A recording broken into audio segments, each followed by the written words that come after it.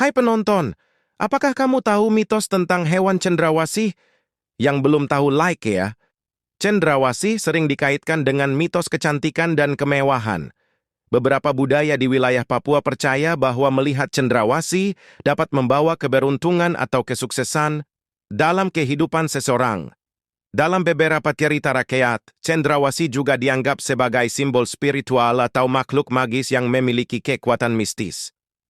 Meskipun mitos ini mungkin berbeda-beda, keindahan dan keunikan cendrawasih seringkali menjadi pusat perhatian dalam berbagai cerita dan legenda. Semoga menambah pengetahuan kita semua. Jangan lupa like dan subscribe.